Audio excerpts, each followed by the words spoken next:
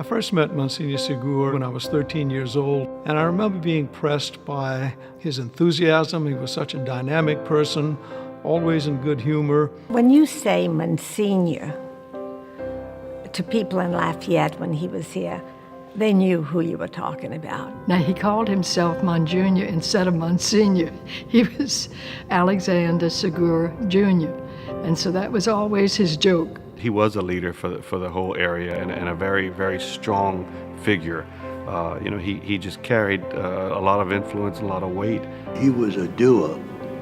A lot of opportunities, but a lot of people would, let's talk about it, let's have a committee meeting. He had committee meetings, but then he wanted action.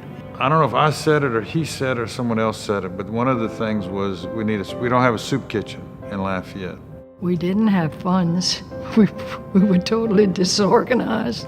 But about 5 or 7 of us, went to the old charity hospital, and their equipment had been in storage, and it was in awful condition.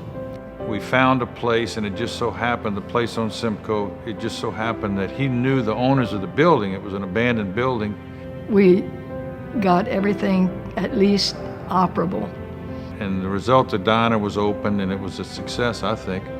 Monsignor Segura had such a dedication to the poor, and his compassion was obvious to all that knew him. I think he really saw himself as a follower of Jesus Christ and being a servant of the people. He didn't ask for the spotlight. He didn't ask for the credit. He didn't want the credit. He had a mission, and he said, I want to take on this project. He wanted to build a men's shelter. So I said, Monsignor, I've been serving on this Mardi Gras board for a year. Why don't we do an encore for the poor? We raised $70,000 that evening and only spent $4,000 putting it on. Everything was donated. I thought it was going to be a one-time event. And he says, next year. And I said, Monsignor, what do you mean next year? Oh, no, we've got to do it one more year. Well, it went one more year for 16 years. So he taught me it's okay to talk about it, but we got to do it. So he pushed people into doing it.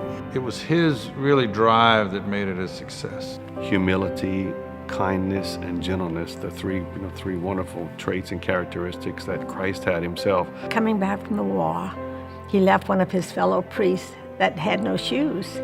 So what did he do? He says, well, here, take mine. I'll get some when I get back to the USA. So he boarded the plane with no shoes. And he arrives at the Lafayette airport barefoot. I wish that I could give in the way that he gave.